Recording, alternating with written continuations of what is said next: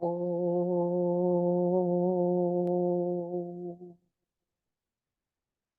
Om Sahana Vavatu Sahano Bhunattu Saha Viryam Karavavahe Tejasvinavaditamastu ma Vidvishavahe.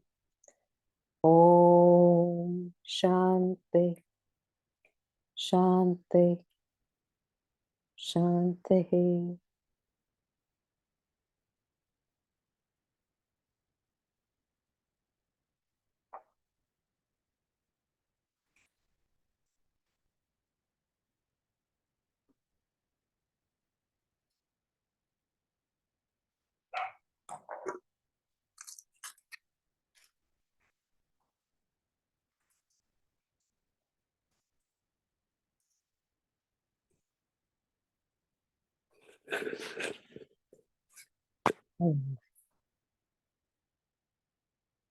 So in verse 52, chapter 18, we're essentially looking at what makes you self-sufficient, gives you those qualities. So it mentions living in solitude. It doesn't mean that you're away from anything. It's a mental state. You could be very much within the world of things, but you're mentally in solitude. You're not dependent on things. At the same time, it doesn't mean you just shut yourself off solitude. You will be with everybody or not. It doesn't make a difference to your ability. It doesn't make a difference to your security. So you're self-sufficient. So he mentions eating, but a little. So the grosser you are, your mindset, the more dependent you are on the world in your senses. And the more you refine yourself internally, the less dependent. So you, as a matter of fact, from the physical food-wise eating, you become a little bit more refined. It's not, your dependency of life isn't on food. Yes, you need it, but there's a moderation to it. Same with all the senses, your sight, your smell. You're not dependent is what it means. There's a mental attitude. So you're refined. So the more introvert you become, it appears that the less, even in food, you need less. You just take, it's not that you should deprive yourself, it's you take what you need. You're less fussy in needing to be ostentatious in any part of it. So generally society starts at the wrong end and wanting to have everything from the world to actually prop the insecurities up.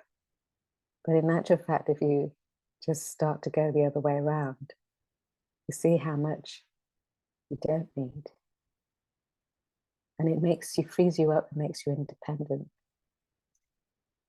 So this idea of prayer or meditation, this idea of worship is not part-time, pastime, as Swamiji says, but it's a full-time awareness of your truth within.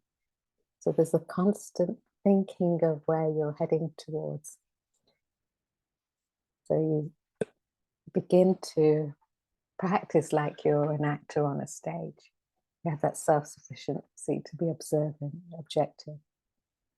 And in some places you get tripped up.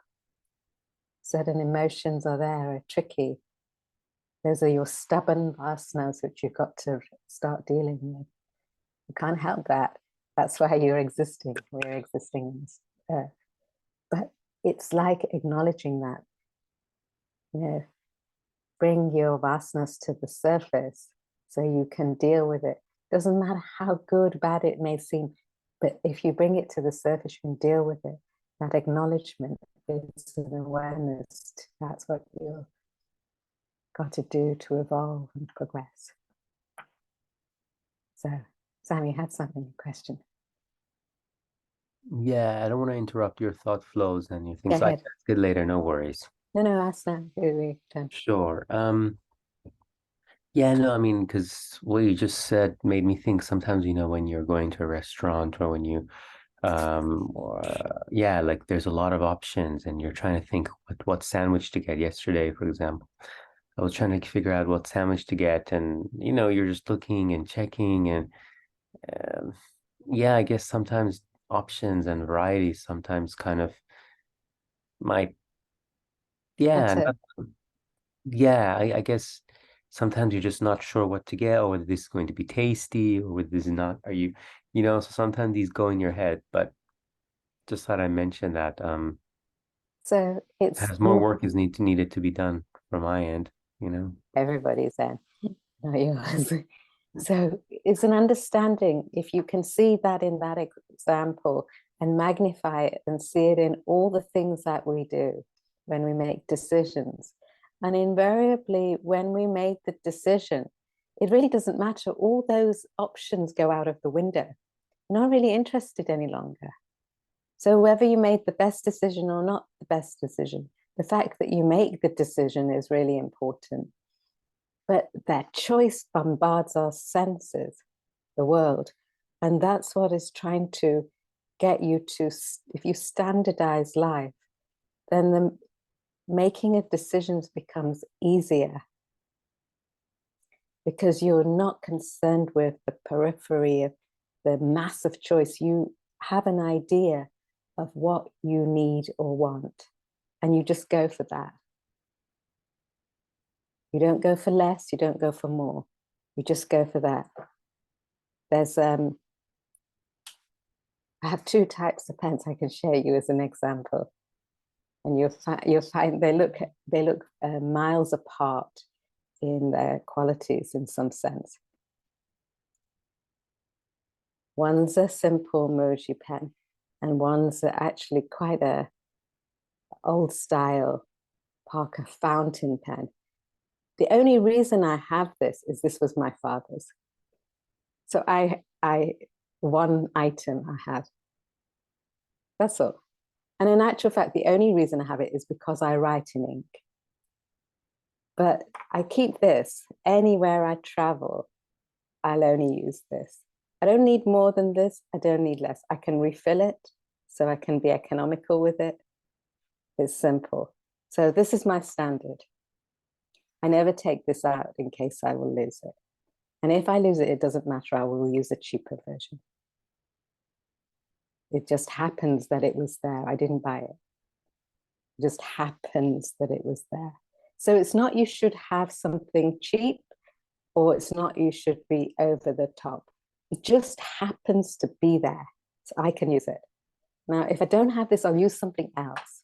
So I'm just putting this forward as if they're opposites, they're poles apart. But this is all I need, really. But I use this because I don't need to use more plastic. So you have to, I'm just giving you my assessment for something I had to do in a small example. But it goes across the board in everything you do. It's not to say you should have less and be skimpy. It's not to say you should be indulgent. You have to make the assessment and measurement in your own mind of what is needed for you. What's your purpose? Examine your surrounding.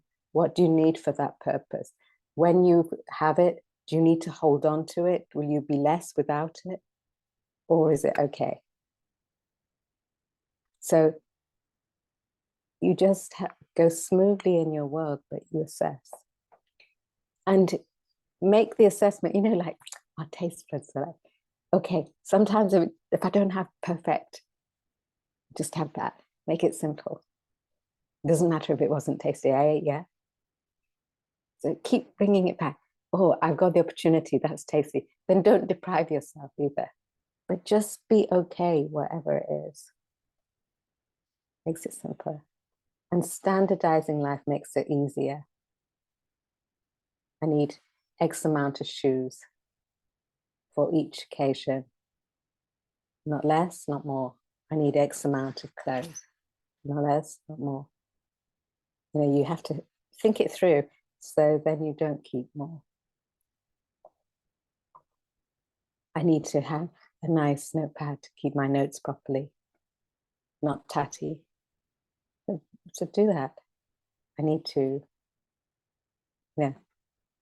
So whatever you need, you take it, but you be moderate with yourself, not indulgent, not excessive. Vidya, you have, is that okay? Vidya? Yeah. Tim, it was Tim. Tim, sorry. Tim. We just passed the festival of Diwali. So is the point of Diwali to show you all the food you don't have to eat, and all the clothes you don't have to wear, and all the jewelry you don't need? So, or Christmas in the Christian anything. tradition. It's all, so it's all become like that. So there's different ways, you see, that in the ritualistic or devotional side of things, people might make, like, because all the food and things are supposed to be offerings to something high. And that can be something which, your food is an easy one to offer. You might not have other things, people might not have, but they might have that. But there's that line of excessiveness or jewelry. I forget the reason, the symbolism of why people had jewelry, but that adornment. It's actually, I know when you put the flowers on the gods in the murti, it's actually you're offering up your vasana. So you take the flower and you drop it on the idol. So jewelry has some similar significance, but I don't remember exactly. So yes, you're right. In today's society, all the higher values have been misinterpreted and become indulgent. So it's not per se what you do, it's your intention behind it. And no, there isn't a necessity. In fact, the burden of having all that jewelry and all that food and all that excessive excitement is too much if you really simplify it. No. But then it's a reminder, just a reminder to celebrate something higher, rather, you come through after a time of tapas, after a time of the stories of Ram and Krishna, the victory of it. So you're lighting something within yourself to take you somewhere higher. That's the idea of Diwali. You're igniting that truth within you. But as people celebrate, yes, the society has become so base that it gets indulgent. And it feels that's the only way to bring things together. But if you have the privilege to look at it differently, then you've got to imbibe that. Everybody gets caught up with it. But you see, I was telling the story yesterday to him, was when we were younger, we would go from one house to another house to another house, and each place you start at one house and you eat, then you go to the next house, and that person who's come to your house, you go to the next house, then you eat, then you go to the next house, then you, by the time of the third house, you can't eat anything, and there's still many, many more to come. So it becomes indulgent. But then you've got to have, as you go older, you've got to have a knack. Actually, when you consider, if you go to one person's house and they offer you something, you take a little. It's just a gratitude that they're offering to you that you take, and you acknowledge their emotion rather than saying no when they've done it for you. So you've got to be smart in these activities. But yes, there is generally an excess in every culture, because the idea has become not giving, but more taking and indulgent. So bring it back to its roots, to ignite the fire of that knowledge. Take that as your higher value. You can flood that as much as you like. I remember you told an anecdote once when you were a child and you used to leave the lights on in the house. Your father would come in and say, "It's not Diwali." Yeah. So And if you it gives a meaning to Diwali, you know, it's the excess, but you don't need that the whole year round. so so if you're smart, so isn't it funny? So, you know, just to be conservative about resources, not that you shouldn't have. So I used to say in Gujarati, it's not Diwali. So you switch light, meaning you always switch lights on. But if you're smart, you see, even in Diwali, I think everybody puts the lights on, and you know, so lights on. On Diwali, if you're smart, would you not think that's using resources? So less, when you're thinking, you think of it in a bigger picture. You know, minimize what you need, optimize what's within you. But for the ritual, for the mass of people who are not in that predicament, the rituals are reminders which hold together the philosophies and religions whereby they might die out if people don't keep reminding themselves. It's only punctuation. Once you don't need that punctuation, you don't need to do all of that. But for the mass of people, they hold it by punctuating. That's it. A real hybrid Diwali. So in being self-sufficient, you can afford to become the actor on the stage, Sakshi. Whatever's happening to your body, mind, and intellect isn't happening to the self. It's a witness. Not that you neglect your body, mind, or intellect, but you're aware that it's happening to those vestures. So you've got to keep that elbow room distance and just watch it and maintain your thoughts, your emotions, your physical, your material. Maintain it so you can move smoothly through your life. But you're not those vestures. Let's go. 53. Ahankaram balam dharpam kamam krodam parigraham vimuchyat nirmama shanto brahma bhuyaya kalpate. Sam, if you'd like to read the verse.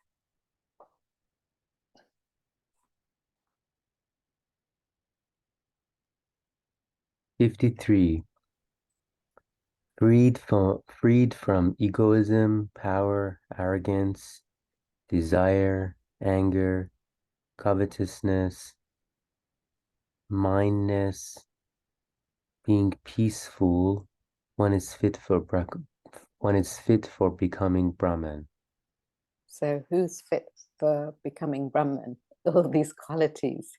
So vimucya, free from. You know, you get these brands that goes free from all the things which will damage you. Malira is saying free from all the things you've got to do to get to the truth. Free from egoism, power, arrogance, desire. It's when it means you're free from when you use your capacity or not capacity to be selfish. Free from selfishness. So what does he start with? Free from power. Power in the sense, there's nothing wrong with power, but the abuse of power. So you can be, the more you raise yourself, you gain a power. So free from that abuse, to have the power, but you don't abuse it. Don't misuse it.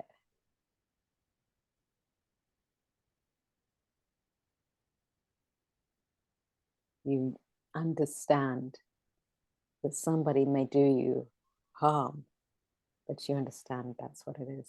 That's your capacity, and you're powerful. In this sense, I'm just remembering the Julius Caesar, that Brutus came and stabbed Caesar. of all the conspirators. And Caesar says, "E tu, Bruti, and you, my friend, you also stab me?" Then falls Caesar. Okay, then I'll fall. Understood. If you're going to do it to me, then okay, I understand.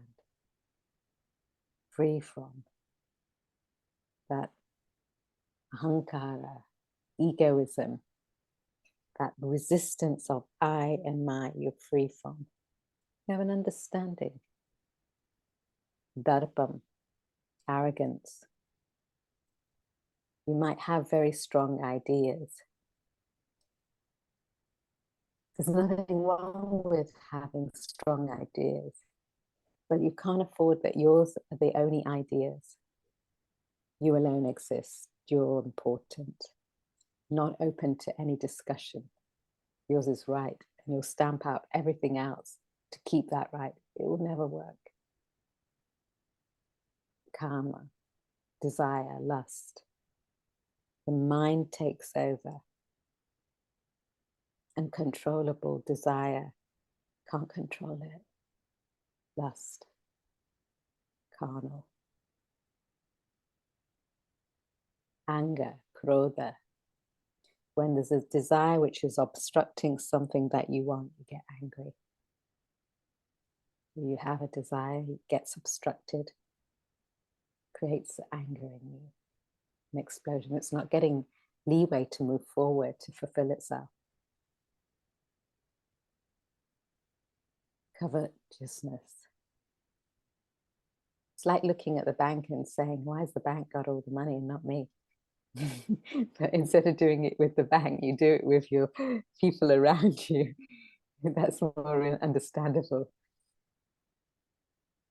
So the ability to see somebody else's prosperity and be happy for them.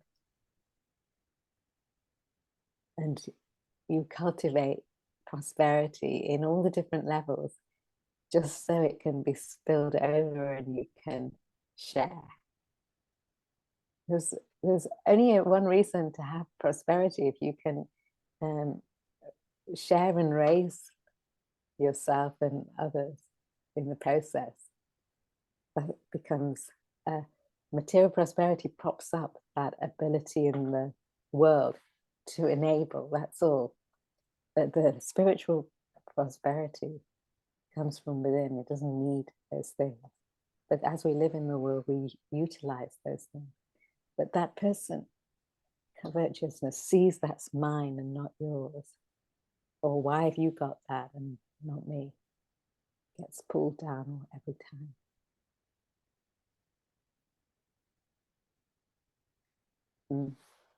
Yeah. When we look at these 12 qualities, and you refer back to the previous section, we're looking at karma and swadharma, and saying that there's never fire without smoke.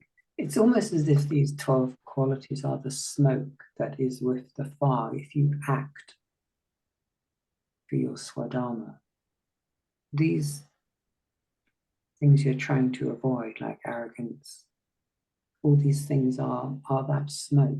It's almost as if you're having to move on from that action to this position. Is that a fair analysis? Maybe they go so hand in hand. Say you're following your swadharma, you could have all of these. In that fact, yeah. You could be following your swadharma and develop all of these, because you don't have the ideal of something higher. But if you have the ideal of something higher with your swadharma, yes, that fire will remove this smoke. There's got to be something higher in place, whatever you do. So swadharmic nature just helps it along and encourages the availability to look at something bigger, because you're on a smooth path, a faster route to resolve vasanas in a way. Yeah, I guess you could look at it that way. at this stage, when we're looking at these qualities, we've had these qualities many times before. And it's like saying, it's reiterating this. So to say, these qualities, kama, krodha, lobha, moha, anger, greed, jealousy, arrogance, envy, they all come in chapter 2 in one verse. I think I can't remember ladder 4. So he's constantly reiterating this. But at this stage, it's like this, you're right, it's like it just should be the smoke.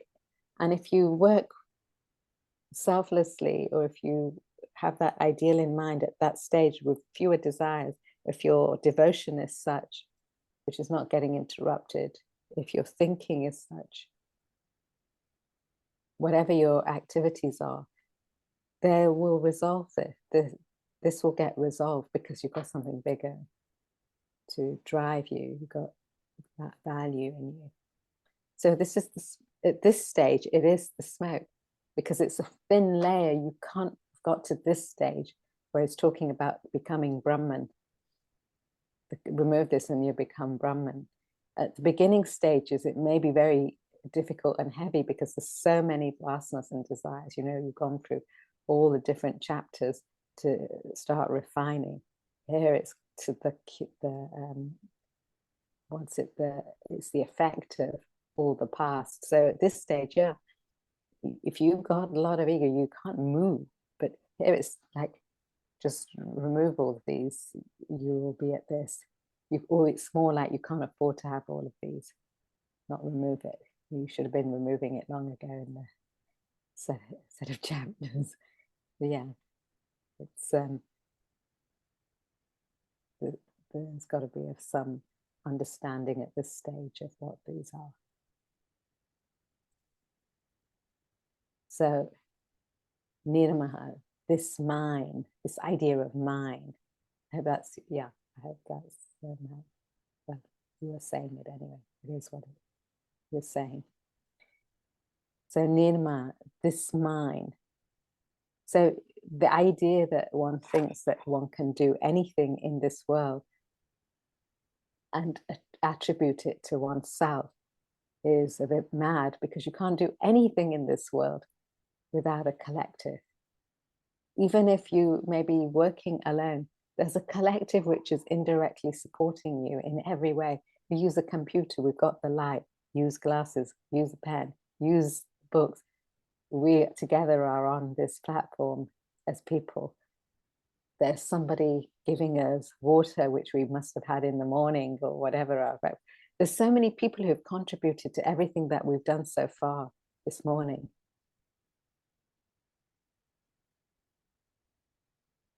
We can walk outside and quite freely. There's so many things that we have contributing. We go in the shop, we can eat, buy food, we can eat. We've got so many things as a collective. You can't attribute anything to his I and mine. I did it, it's mine, my achievement. So many things. It doesn't mean anything to attribute it just to oneself. We're just that spoke in the wheel of life, that in part in that whole orchestra. So no mindness, nirmala, shanti, developing shanti, one who's not agitated. The shanti is from within. You can't impose that shanti should be an imposition of everybody being quiet. There's a classic example of just the other day. On a Thursday, there are many machines around where I'm staying. They make a lot of noise, almost deafening. But you've got to cultivate the shanti from within to get on with your work. Here, at the state of becoming Brahman, that shanti, an evenness of mind, peaceful, You don't get ruffled by anybody or anything. And if you do, it passes. Not because why can you do that? What does that mean? Shanti from within, not ruffled.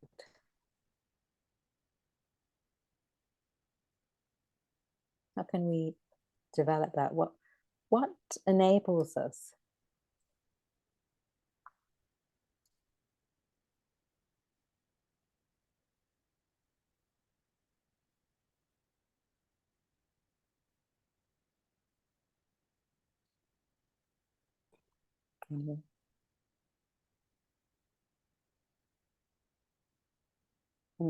Vidya.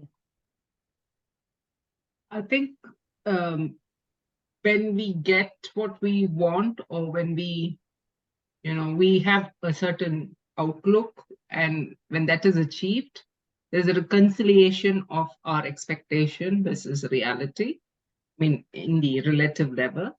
And therefore, that kind of, that intersection is the peace that we define. But when it doesn't go to plan, when what we think and what actually happens are two different things, they are two different tangents, and there's not that intersection. There's always that confusion between wants and needs, and what actually happens. But again, it's a self-fulfilling prophecy, isn't it? It's what we set ourselves to win or fail. So it goes back to the fact that have lesser bondage, have lesser desires, which means then you are paving the way for peace for yourself. When I'm expecting something out of this world and it doesn't give me, I'm not at peace. Agitated, yeah. So how can you curb the expectation then? It doesn't go quite your way.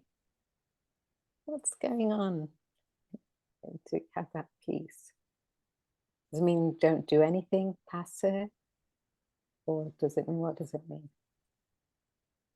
And Tim?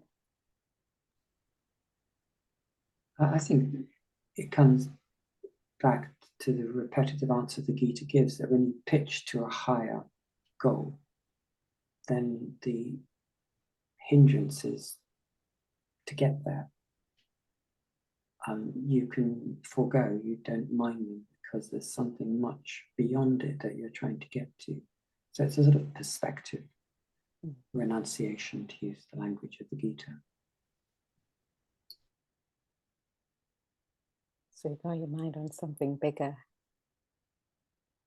Relatively, it looks smooth, the rest of it, or you can handle it because you have an understanding of the perspective. Yeah.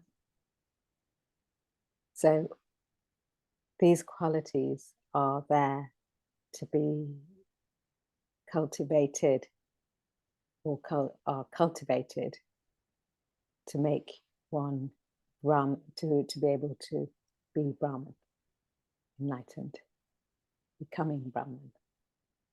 Let's read it. Sam, if you'd like to read. So we're on 53. The verse provides the last three divine qualities. Vimuchya, Yeah. freed from ankaram, egoism. So freed from egoism. Power, darpan, arrogance. Kamam, desire. Krotam, anger. And parigram, covetous. So freed from egoism, power, arrogance, desire, anger, and covetous. Ignorant of self-knowledge, one identifies with the material acceptance of body, mind, and intellect. Assumes a sense of individuality, egoism. With egoism, he develops other negative traits mentioned herein. Without... So it all stems from your ego. Sorry, Sam. Go ahead. No, go ahead. No. Go. Without mindness, No feeling of possessiveness towards possessions. Shanta, peacefulness, peaceful. When the intellect fixes an ideal, the mind follows its direction. Then one's likes and dislikes do not interfere with a determined course of action. The mind remains calm and peaceful. Development of the divine qualities enumerated in these verses renders a seeker spiritually qualified to reach the state of Brahman, attain self-realization.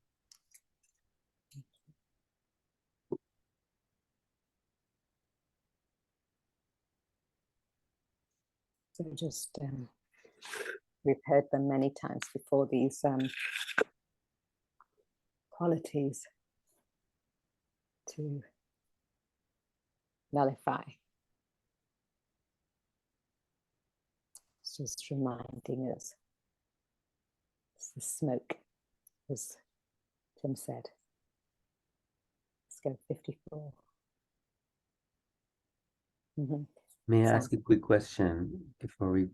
I'm just curious about this line, ignorant of self-knowledge, one identifies with the material equipments of body, mind, and intellect. That's quite, yeah, like it's making me think now, because we have a body and we have a mind and we have an intellect, and I guess we gain a sense of who we are by our physical equipment. So like our body, our mind, our intellect, like my name is Sam, I am such and such, I am this, I am that, like I'm just curious as to what you could, So what your thoughts are. we get attached to, I look like this, I'm Sam, not Sam, you know what I mean? I'm this nationality, I'm, I am this. You forget the backdrop and remember, I am this. And you identify with that and you become that, and that becomes your focus. So that becomes your solidarity of what you are, what you think, what you feel. And you forget what might be underlying that. Remember, to see change of those three aspects, there's got to be something else. Perhaps that's the general law of nature, to see changeless factors, which all our body, mind, intellect are. You've got to have something else. So you're not identifying with something else because it's not tangible.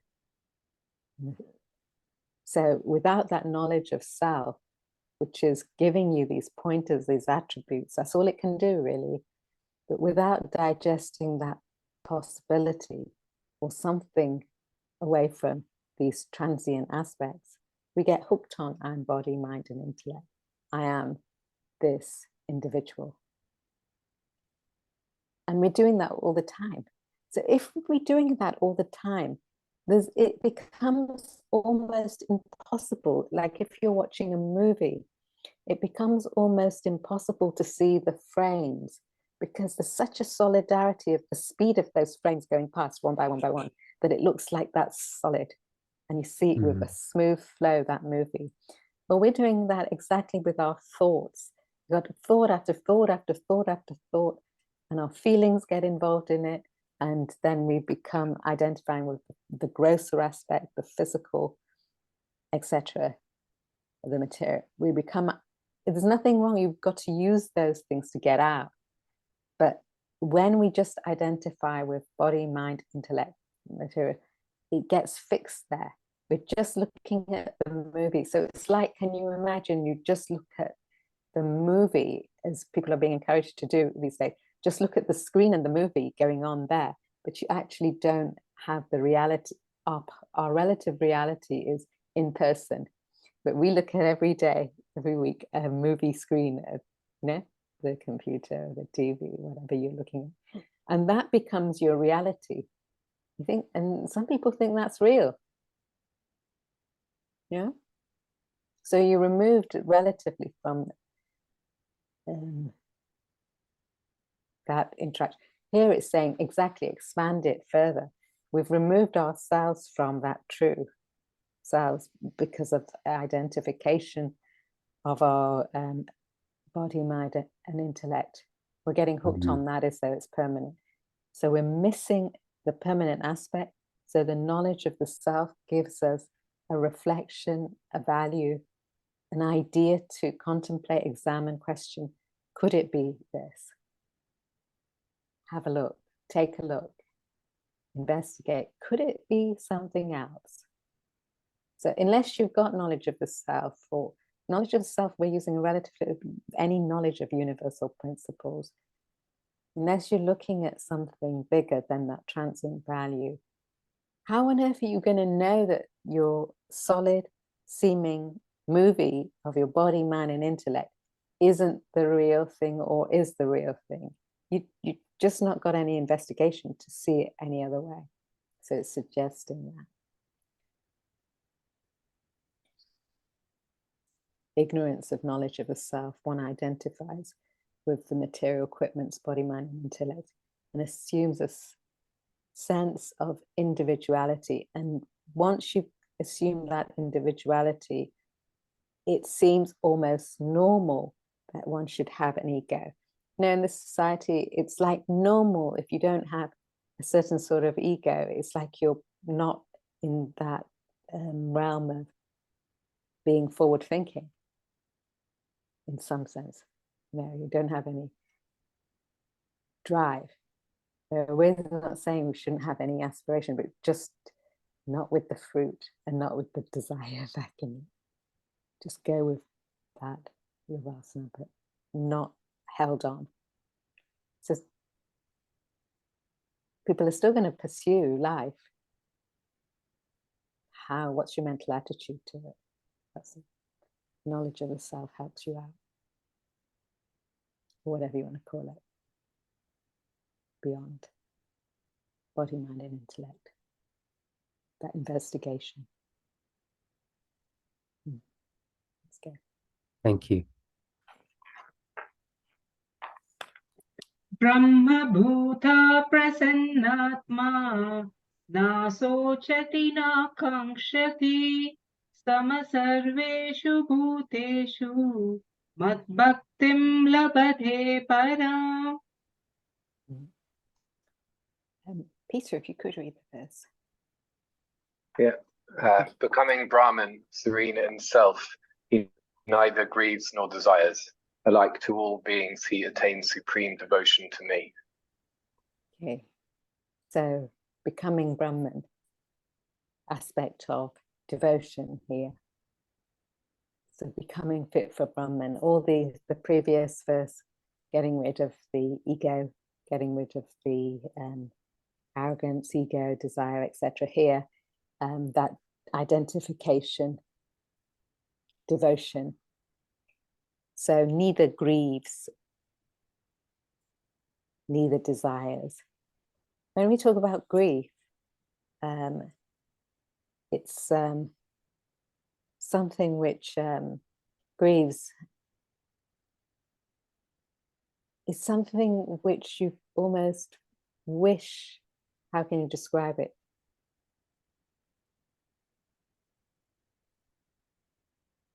Something could be, but it's not.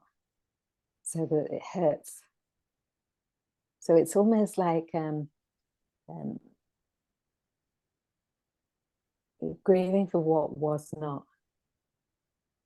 Something that wasn't the way you wanted. Instead of putting in the effort to change that, it comes from one's own interest, in fact, one's own loss of something. And sometimes you know, it's natural when certain things happen because we have certain attachments.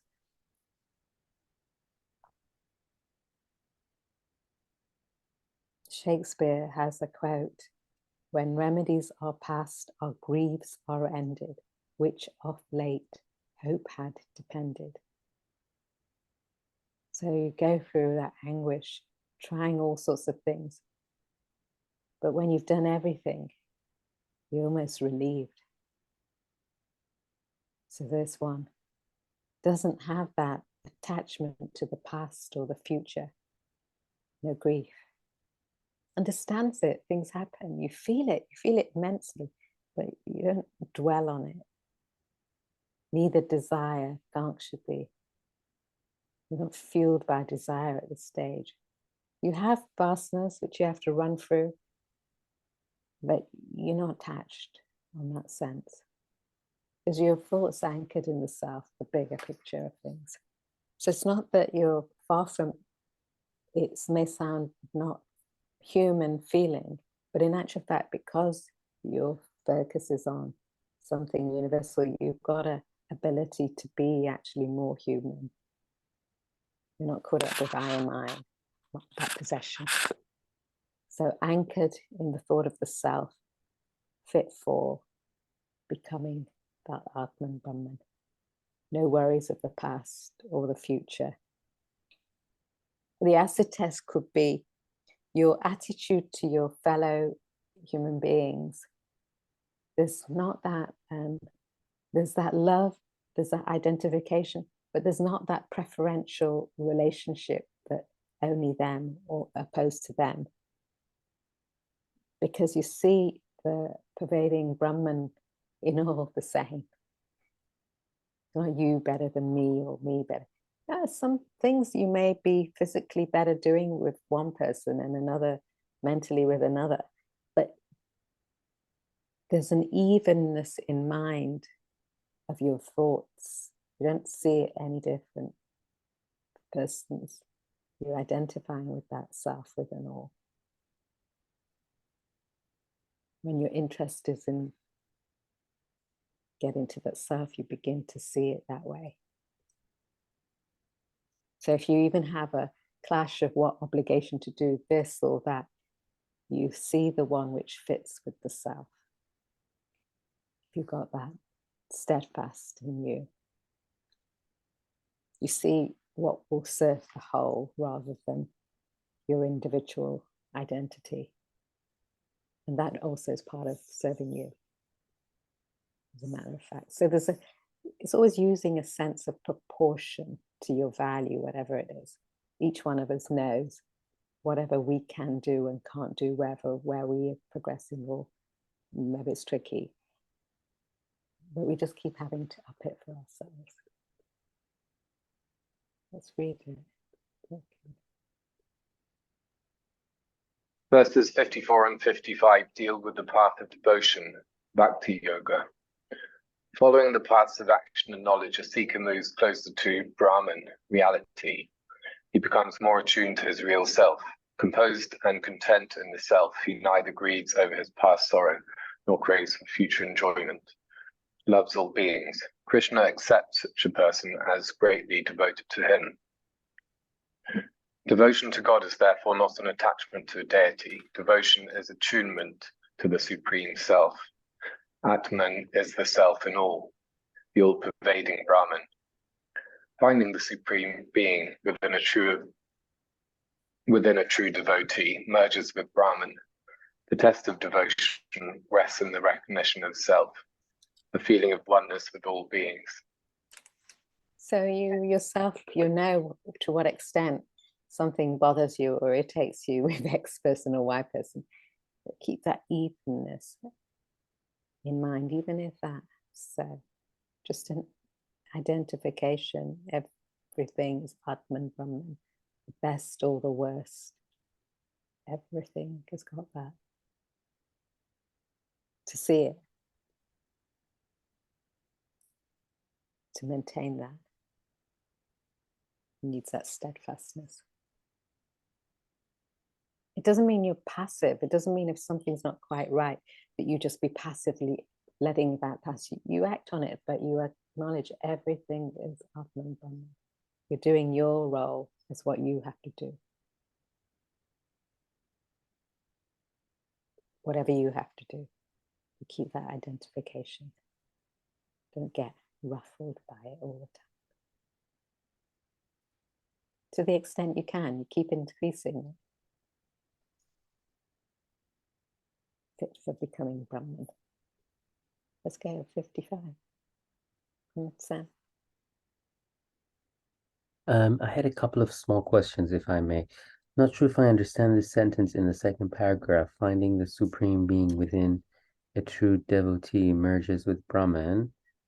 And then my second question is about, at the end, a feeling of oneness with all being. Is it a feeling of oneness with all being, or is it an actual experience of being one with everything, or both? Oh, this was both. There's an understanding that actually all beings are just you. It's your projection, your mind.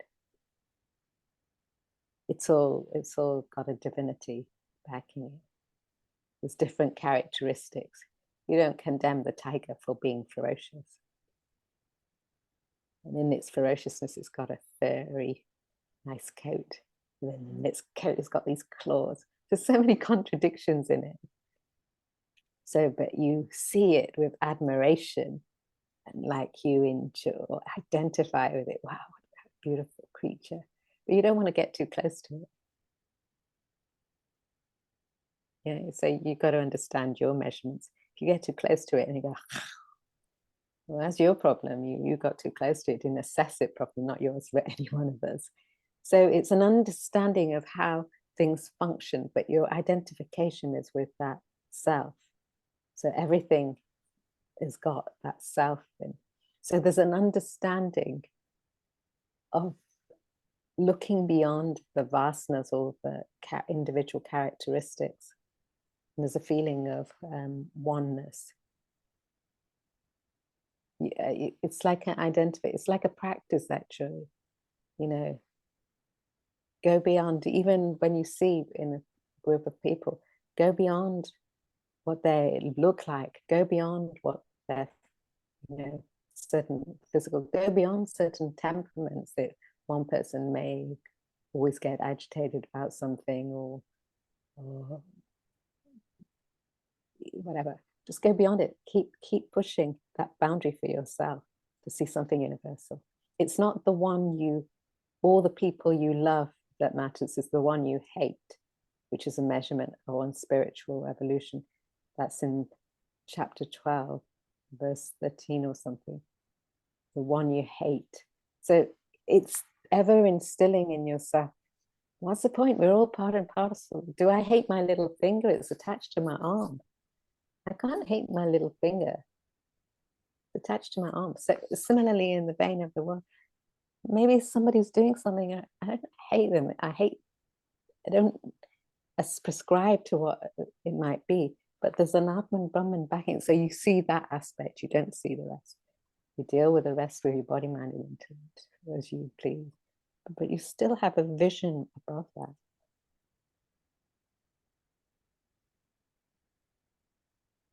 If something is eroding, I remember one lady, a friend's auntie, she'd got gangrene. I'm just telling you this true story, but this is what it is.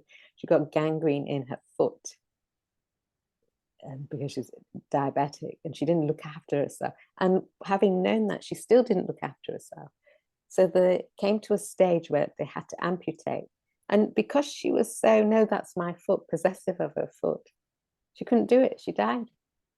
So it's not that you should be passive about these things, because her identification was too personal rather than on the bigger picture of things. She could have saved herself. She was doing something bigger. She would have thought, I've got to get rid of that to do the next thing. But if it's too involved in yourself, you can't do anything. I mean, a silly example, but if you get what I mean.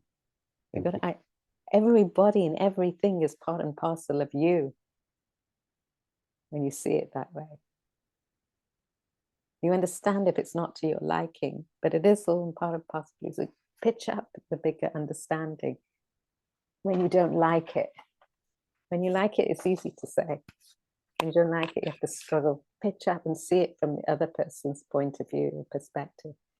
It may not be okay, but just move with that. Doesn't mean you should be passive there. You've got to take appropriate measures in certain things.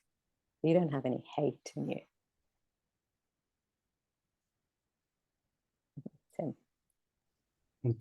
Also in the commentary it says devotion is not an attachment to a deity.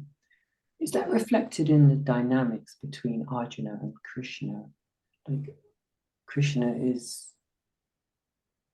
the charioteer, the driver of Arjuna. It's reversing a sort of deity and devotee, isn't it?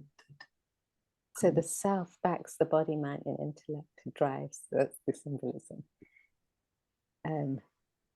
So But you don't, yeah. Arjuna doesn't worship his driver. Arjuna He worships doesn't. the self. Yeah. But Arjuna at this stage doesn't revere his driver because he thinks it's his friend. That's the beauty of the self. But when he's beginning to understand who this Krishna might be, yeah, he's got him as a deity in his heart as some sort. But once you cross over having that punctuation of a deity or an idol, you get onto the whole of your worship is, the whole of your bhakti is identification with your whole. You can't stick with one idol. That's the time you drop it. Yeah. So, you know, this is guru looking at his interest. The guru is looking at Arjuna's interest for the whole. Arjuna may come to worship him at some stage, but if he just worships Krishna alone, he won't do anything. He's got to fight a battle. He's got to get on with it and worship him that way. The idol is only to reach the ideal. Once you've recognized that, then everything, your identification in bhakti, that feeling of oneness, is getting rid of that attachment or possessiveness of you. And real recognition that it's all you in actual fact. Those irritations are to do with you when you resist being part of the parcel of the whole. So that feeling, that refinement of understanding, that affection, that warmth, that whatever something is, whether you like it or not, is part and parcel of you. Shall I? Let's stop here. Okay, right,